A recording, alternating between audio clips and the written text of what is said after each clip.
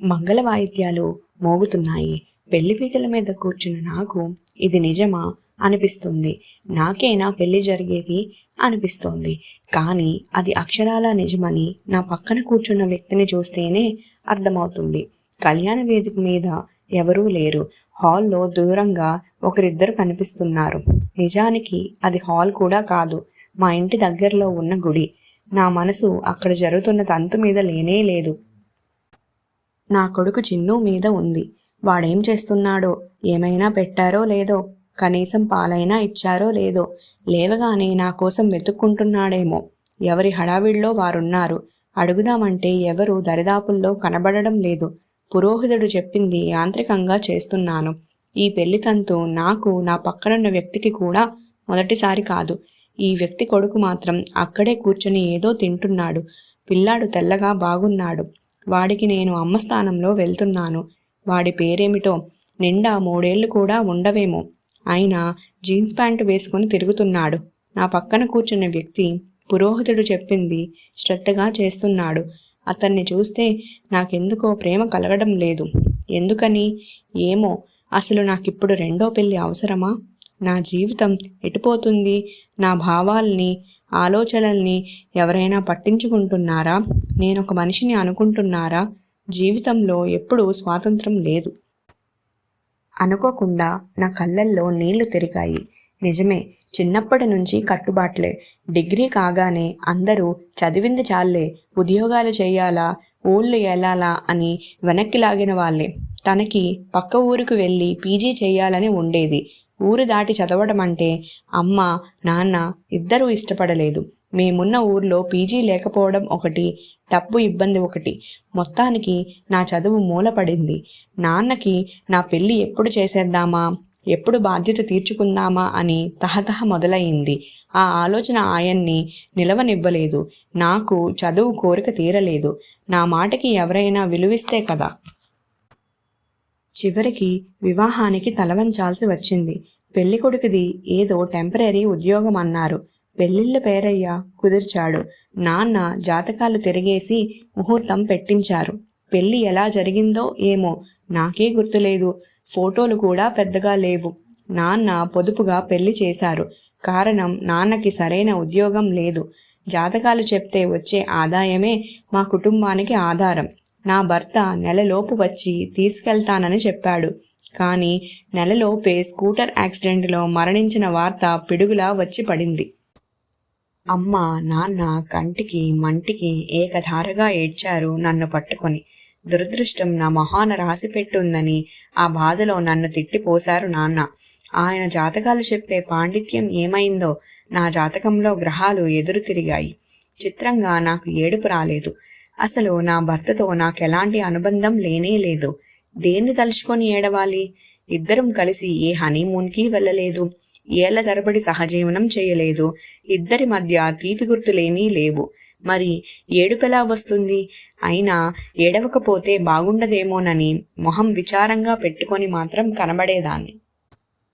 కానీ గర్భవతినని తెలిసినప్పుడు మాత్రం మొదటిసారిగా విపరీతంగా ఏడ్చాను. నా జీవితానికే ఒక గమ్యం లేదు. మరో పసిప్రాణాన్ని ఈ లోకంలోకి తీసుకువచ్చి ఎలా పెంచాలి? ఇప్పుడేం చెయ్యాలి? అమ్మ, నాన్న జీవోత్సవాల మాదిరిగా అయిపోయారు. చుట్టుపక్కల వారు నన్ను చూస్తేనే అశుభంలా భావించి తప్పుకు తిరిగేవారు. చుట్టూ ఉన్నవారి వల్ల చచ్చిపోతానేమోనన్న భయం కూడా కలిగేది. ఆ వాతావరణం తట్టుకోవడం కష్టమైపోయింది. నాకు పుట్టిన కొడుకును చూసుకున్న తర్వాత నా కన్నీళ్లు ఇంకిపోయాయి. వాడెంత అందంగా ఉన్నాడు! తెల్లటి తెలుపు, పాల బుగ్గలు, మొహాన్ని కప్పేసే జుట్టు. గుప్పెట్లు మూసుకొని నిద్రలోనే నవ్వుకునే నా కొడుకుని చూస్తూ గంటలు గంటలు గడిపేదాన్ని. నేను వద్దు వద్దు అంటుంటే పెళ్లి చేశారు. ఆ పెళ్లి పెటాకులయ్యింది. ఆ ప్రభావమో ఏమో, నాన్న పట్టుదలలు, రూల్స్, సాంప్రదాయాలు అన్నీ మాయమైపోయాయి. అంత చిన్న వయసులో నేనున్న పరిస్థితిని చూసి నాన్న కుమిలి కుమిలి ఏడ్చిన రోజులు ఉన్నాయి. బిఈడి చేయించి ఎవరెవరినో పట్టుకొని నన్ను టీచర్గా వేయించేదాకా ఆయన నిద్రపోలేదు. నా చదువు కోసం ఆయన అప్పులు కూడా చేశారు. అమ్మ అప్పడాలమ్మి, ఊరగాయలమ్మి కొంత డబ్బు సంపాదించింది. ఎప్పుడైనా నేను దిగులుగా ఉంటే నాన్న నాకు ధైర్యం నూరిపోసేవారు. నీ కాళ్ళ మీద నువ్వు నిలబడాలమ్మా, ఎవరు ఏమన్నా పట్టించుకోవద్దు. ఇప్పుడు మాటలనేవారు ఓ రూపాయి కూడా సహాయం చెయ్యరు. నువ్వు టీచర్వి అయితే రిటైర్ అయిన తర్వాత కూడా పెన్షన్ వస్తుంది అని చెప్తూ ఉండేవారు.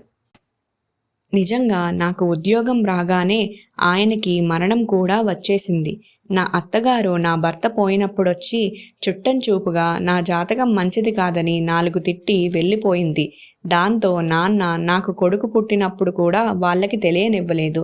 అమ్మ చాదస్తంగా వాళ్ళకి తెలియచేయడం మన ధర్మం కదా అంటూ ఏదో చెప్పబోతే నాన్న బాగా కేకలేశారు. పోయినవాడు ఎలాగో పోయాడు.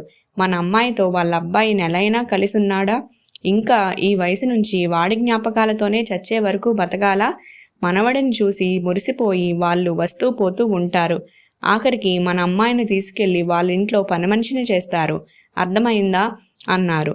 వాళ్ళు రాకూడదని ఆయన కోరిక. అలాగే జరిగింది కూడా. వాళ్ళు రానే లేదు. నాన్న నా భవిష్యత్తు గురించి దిగులుతోనే మరణించారు. అమ్మ, నేను, నా కొడుకు మిగిలిపోయాం. నా కొడుక్కి పేరు కూడా లేదు. చిన్ని అని పిలవడం అలవాటైపోయింది. వాడిని వదిలేసి స్కూలుకు వెళ్ళేదాన్ని. నేను వచ్చే వరకు వాడిని అమ్మ చూసుకునేది. కానీ అమ్మ ఎందుకో మరీ దిగులుగా ఉంటుంది ఈ మధ్య. డబ్బు ఇబ్బందులు కూడా అంతగా లేవు. అయితే అమ్మకి మైల్డ్గా హార్ట్అటాక్ వచ్చి ఎలాగో కోలుకుంది. నేను కూడా పోతే నీ బతుకెట్లాగో అని చీటికి మాటికి బాధపడేది. ఆవిడ మనసులో ఏముందో తెలియదు, కానీ చుట్టుపక్కల వారితో పరిచయాలు పెంచుకుంది. వాళ్ళల్లో శ్రీలక్ష్మి అనే ఆవిడ తరచూ మా ఇంటికి వస్తూ ఉండేది. మంచి చెడ్డ మాట్లాడి సలహాలిస్తూ గంటల తరబడి కూర్చునేది. నాకు మళ్ళీ పెళ్లి చెయ్యాలని అమ్మ సంకల్పమేమో తెలియదు, కానీ శ్రీలక్ష్మి నాకొక సంబంధం తెచ్చింది. నేను తెల్లబోయాను.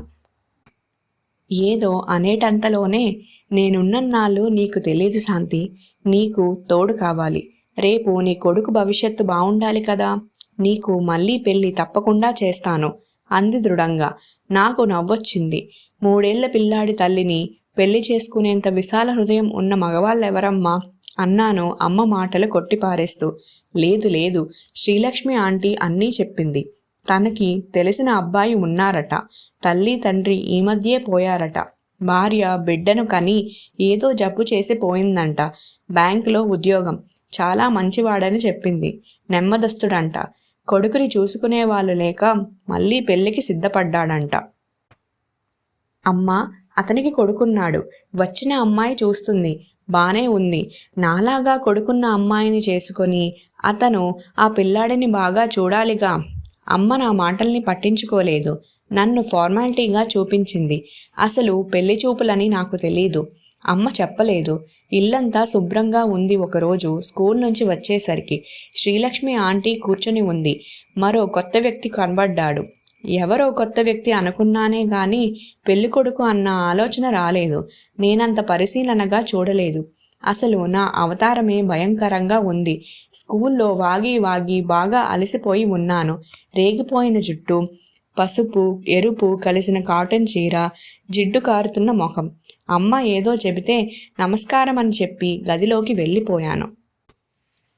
అతను నన్ను ఏ ప్రశ్నలు అడగలేదు. వెళ్ళిపోయాడు. అతనే పెళ్ళికొడుకని అమ్మ తర్వాత చెప్పింది. తెల్లమొహం వేశాను నేను. తర్వాత స్కూల్ ఇన్స్పెక్షన్. ఆ హడావిడిలో అన్ని విషయాలు మర్చిపోయాను. ఈలోపు అమ్మ నా పెళ్లికి ముహూర్తం పెట్టించేసింది. అబ్బాయి ఇష్టపడ్డాడు చాలు. ఈ రోజుల్లో ఓ బిడ్డ తల్లిని చేసుకోవటానికి ఎవరు ఇష్టపడతారు చెప్పు అంటూ నాకు నచ్చ చెప్పడం మొదలుపెట్టింది. మొదటిసారిగా అమ్మతో ఘర్షణ పడ్డాను. నాకు ఎన్నో అనుమానాలు.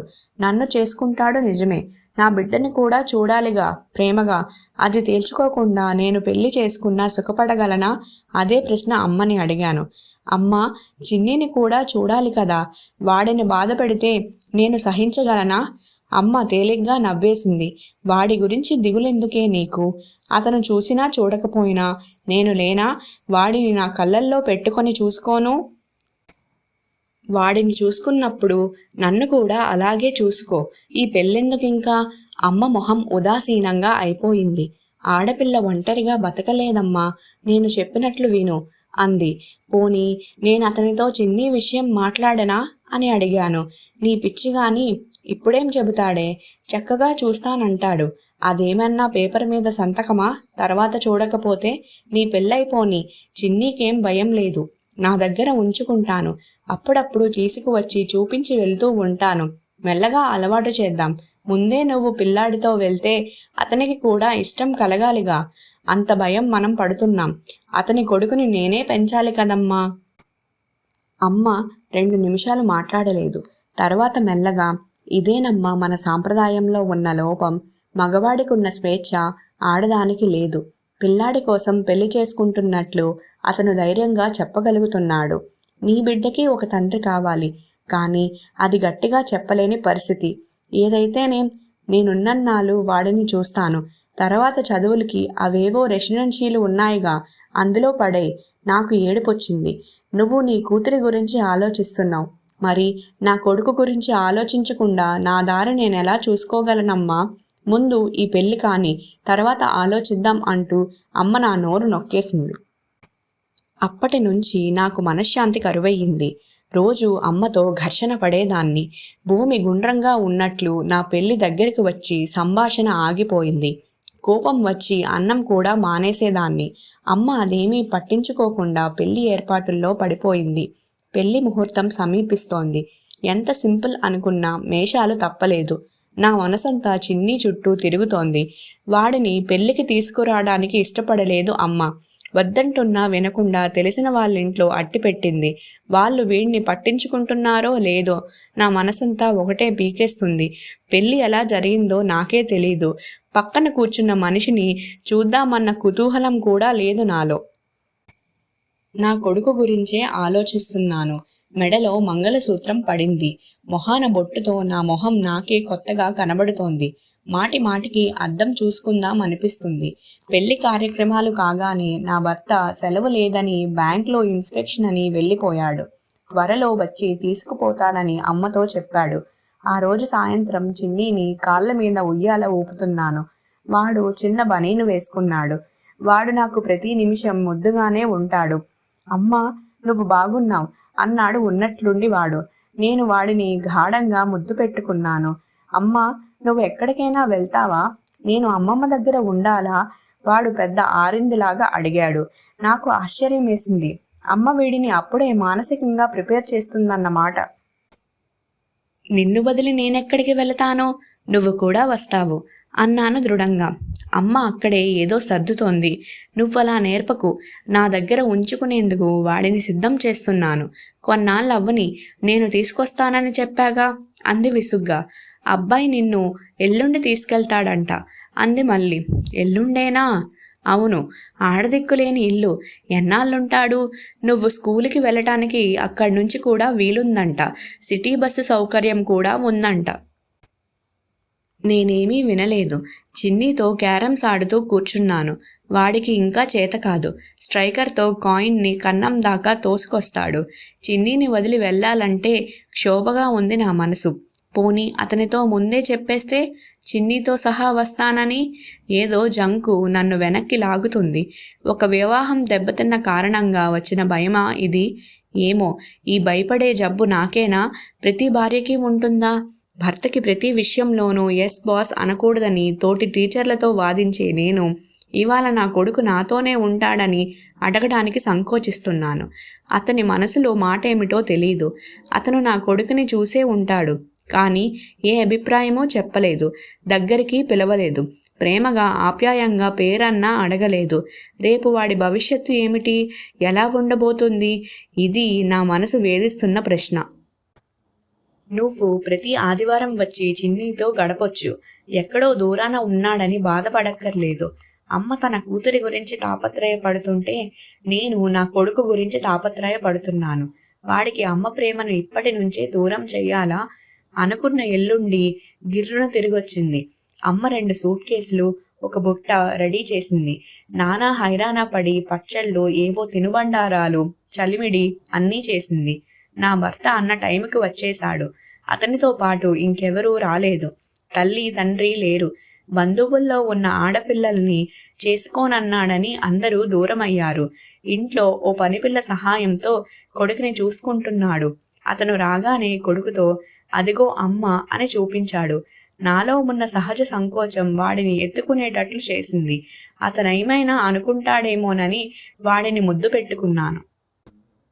నా భర్తని ఆనందపరచడం ప్రారంభించానా? నాలో ఎందుకీ బలహీనత? నాకున్న మొహమాటం అతనికి లేదు. అదిగో అమ్మ అని ధైర్యంగా కొడుకుకి చూపించాడు. అదిగో మీ నాన్న అని చెప్పే ధైర్యం నాకుందా? ఎందుకిలా నా నోరు మూతపడిపోయింది? నా మనసులో ఏవేవో ఆలోచనలు. అతని కొడుకు చాలా బాగున్నాడు. తెల్లటి తెలుపు, ఒత్తైన జుట్టు, ముద్దుగా ఉన్నాడు.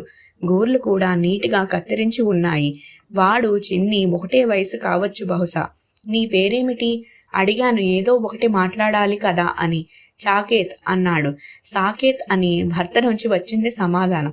అతను అప్పుడు కూడా నా కొడుకు పేరు అడగలేదు. భోజనానికి ముందు వాష్ బేసిన్ దగ్గర సోప్తో చేయి కడుక్కొని మరీ వచ్చాడు సాకేత్. మంచి అలవాటే అనుకున్నాను మనసులో. భోజనం చేయగానే ఇద్దరు గదిలో పడుకున్నారు. నేను చిన్నికి అన్నం తినిపించాను. ఎలాగో ఏడుపు ఆపుకొని కళ్ళు తుడుచుకున్నాను. మెల్లగా దొడ్లోకి తీసుకువెళ్ళి, నాన్న, అమ్మమ్మని ఏడిపించకుండా వేళకి అన్నం తినే, అల్లరి చెయ్యకు, నేను మళ్ళీ వచ్చి నిన్ను తీసుకుపోతాను అని వాడితో ఏవేవో చెప్తున్నాను. వాడు ఏవో చెగోడీలు తింటున్నాడు. వాడికేం తెలుస్తుంది నా బాధ? అన్నిటికీ తలూపుతున్నాడు.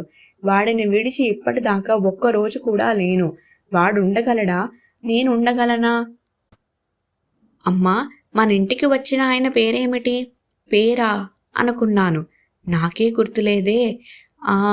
కమలాకర్ రావో ఏదో, కమల్ అంటారంట చెప్పాను వాడికి. నేను ఫ్రెష్ అయ్యి వచ్చేసరికి చిన్ని, సాకేత్ టీవీలో డిస్కవరీ ఛానల్ చూస్తున్నారు. అమ్మా, వీడికి కూడా టీవీలో ఇదే ఇష్టమంట. చిన్ని సంతోషంగా ఉక్కిరి బిక్కిరి అయిపోతున్నాడు. వాడు వీడు అంటే కమల్ ఏమనుకుంటాడో అని భయపడ్డా. కానీ అతను మౌనంగా టీవీ చూస్తున్నాడు. బహుశా ఎక్కువ మాట్లాడడు అనుకుంటా. మర్యాదకైనా చిన్నిని పలకరించవచ్చు కదా. ఏమిటి మనస్తత్వం? నా కొడుకుని ఎప్పుడు కావాలంటే అప్పుడు చూసుకోగలనా? ఆలోచిస్తూనే రెడీ అయిపోయాను.